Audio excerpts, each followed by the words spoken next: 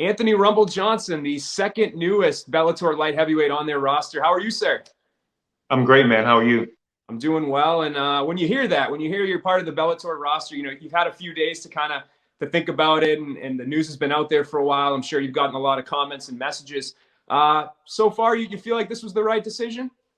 Yeah, man. I love the decision that was made.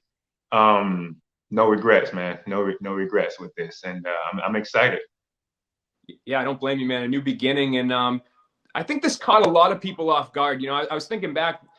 I rolled out of bed that morning on Wednesday, and I checked my phone, and ESPN's reporting that you signed with Bellator. I think this was really out of left field in a lot of people's eyes, my eyes. So, from your perspective, how did this all come together? That we went to bed one night, we thought you were on the UFC roster. We wake up the next morning, and you're with Bellator.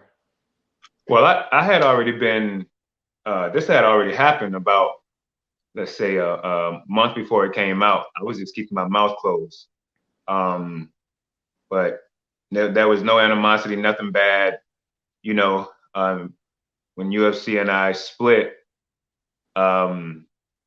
it was honestly a mutual thing. That was like no bad blood, no negativity, no anything. It was just best for both of us.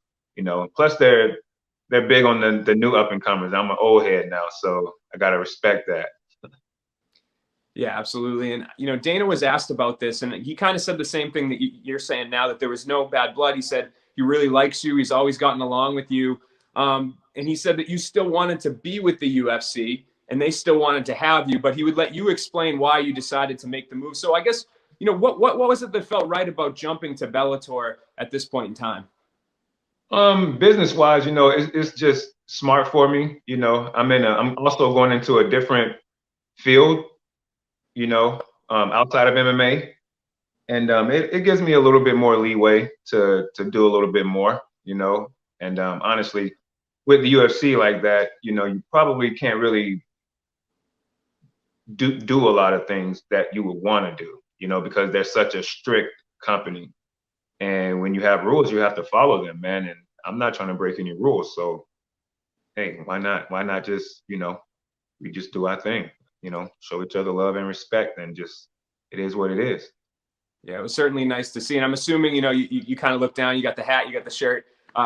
You talking about some sort of sponsorship opportunities and stuff like that? Well, I'm in the cannabis business and Yes, I stuff do. like that. You know what I mean? That's what you wanted me to say. That's what you wanted me to say.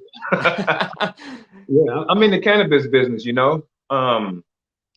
It's still a very new thing to a lot of businesses, you know what I mean?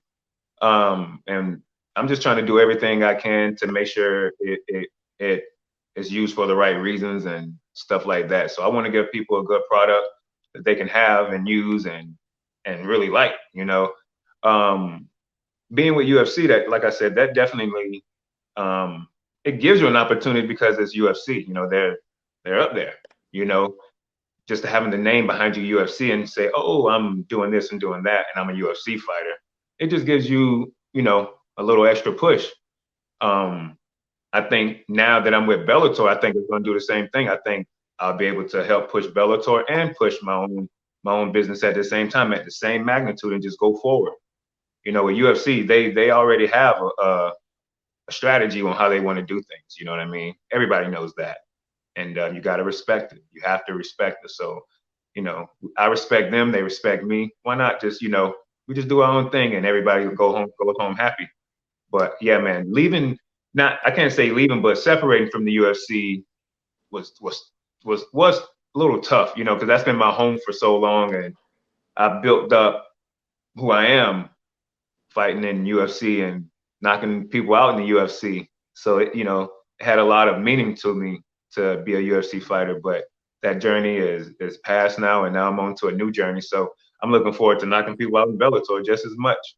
Yeah, and talk to me about that new journey. You're coming into a division that Scott Coker claims is the best 205-pound division in the world. You've got some notable guys that were in the UFC at the same time as you. You've also got some guys that they've helped build themselves. You got Yoel Romero now. So talk to me about the challenges you see out there. How excited are you to be jumping in the division in its current state? There are a lot of challenges out there, so I can't just call out one challenge. Man, all the guys are good. They're tough. But I look forward to competing against all of them. They picked up, Yoel, they have Bader, they have myself, they have Corey Anderson, they have a few other guys, you know, and I'm sorry if I don't know all of them name. I'm just getting back, so gentlemen, forgive me. Once I get back in the game, I remember who you are. But I look forward to competing against everybody. I'm not calling out just one person. I look forward to competing against all of them. All of them are top fighters to me, regardless. Yeah, and I don't know if you saw, Yoel did his first interview since signing with Bellator, I think yesterday with ESPN, and I think it dropped this morning. And he said the fight against you is something that does interest him. So on your end, I'm sure people have thrown that name your way quite a bit recently. Is that a fight you think will happen at some point down the line? I do believe eventually it'll happen. You know what I mean?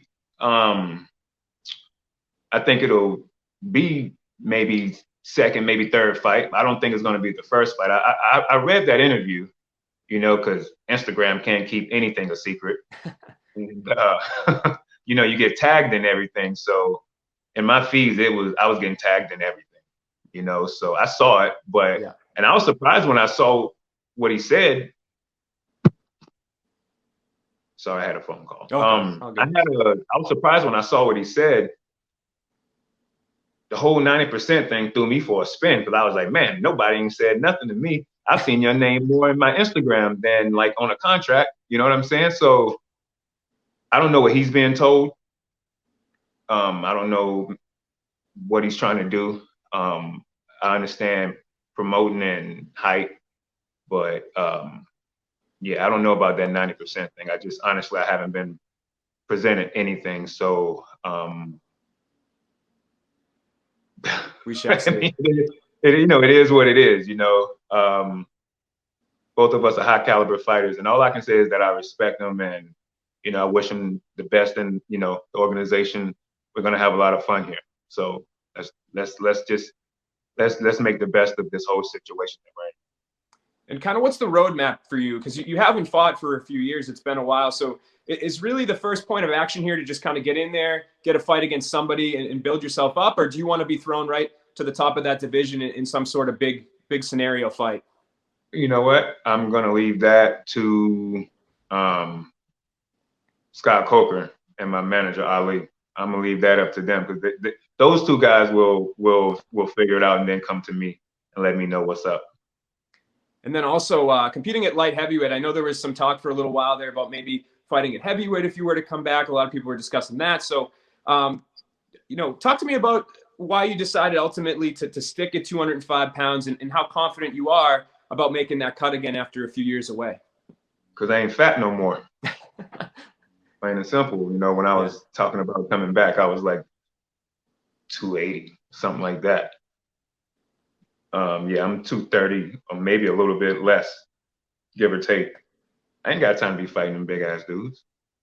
You know what I mean? But if they want something, I'll piece somebody up in that if they want it. But I mean, why would I want to go up against somebody that's got 20, 30, 40 pounds on me? You know what I mean? So if I'm gonna fight you, it's gonna be a even playing field. But if I have to go up and beat Goliath, I'll do that. For sure. And talk to me too about a timeline, right? So is there any specific, when are you looking to make your Bellator debut? Do you have to get your legs under you a little bit more, kind of get into training mode, or when do you think we'll see you fight? Hopefully April, man. I'm shooting for April. I've been training, but I've been training like a year and some change, man. You can get aggravated and frustrated and just kind of take your foot off the gas a little bit when the goal is so far away. You know what I mean? But beginning of January, I'm going crazy again. So, April, something like that. I love it, man. And last one, there's been a lot of talk. I talk to Scott Coker on a weekly basis down at the Fight Sphere, and he's starting to plan his next tournament, his next Grand Prix, which weight class he wants it to be in. And the last time I spoke with him, he kind of moved away from some of the divisions he had suggested to me before. He said that there might be some other ones in play. If there was a light heavyweight tournament, would you want to partake in it? Of course. Of course. I mean, what fighter? Man, I'm used to Pride. You know what I mean? Where they had the tournaments and stuff like that. You know what I mean? If we could do stuff like that, I'm definitely down. Awesome, man. Well, I really appreciate your time today. Congrats on the move, and I'm sure we'll be talking to you soon, Rumble. Thanks, man. Appreciate it, man. Thank you.